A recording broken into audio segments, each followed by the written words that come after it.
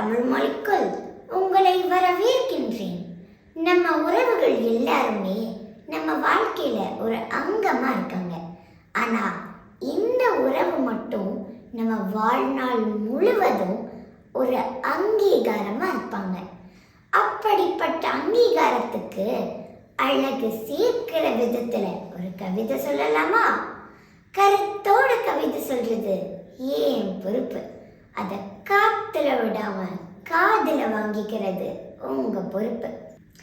அறிவு தூண்டுகோள்களுக்கு அகரம் சொல்லி தந்த சிகரங்களே, உங்களுக்கான வாழ்த்து பாவினையும் அதிலிருந்தே தொடங்குகின்றேன்.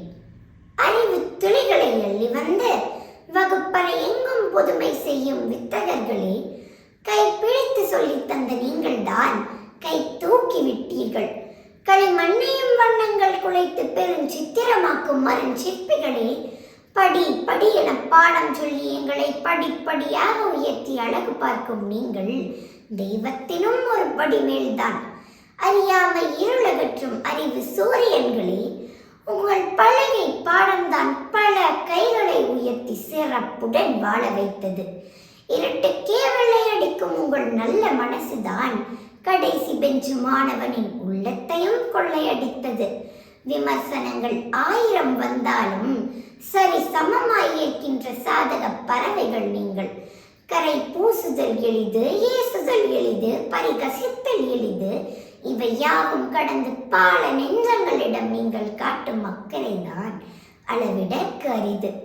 எண்ணமெல்லாம் மாணவர்கள் நலனிலேயே நிமிடங்களை நகர்த்துகின்ற நல்லாசிரியர்களே, இந்த மாபெரும் உலகில் ஏதோ ஒரு குழந்தையின் மனதில் நிச்சயம் எழுதப்பட்டிருக்கும் உங்களுக்கான நல்லாசிரியர் என்ற உயர் விருது. அந்த அங்கீகாரத்தை பயன்படுத்தி நல்ல அதிகாரிகள் பலரை உருவாக்க உழைத்து கொண்டிருக்கும் உங்களை வணங்கி விடைபெறுகின்றேன். நன்றி மாற்றத்தின் மகாத்மாக்களே. என்னோட வாழ்க்கையில என்னோட முன்னேற்றத்துக்கு என்னோட ஆசிரியர்கள் ஒரு பெரிய பங்கு எடுத்திருக்காங்க. நல்ல ஆசிரியர்கள் எல்லாரும் நலமோட வாழ இறைவன் கிட்ட பிரார்த்தனை பண்ணிக்கிற எல்லாருக்கும் ஆசிரியர் தின நல்வாழ்த்துக்கள்.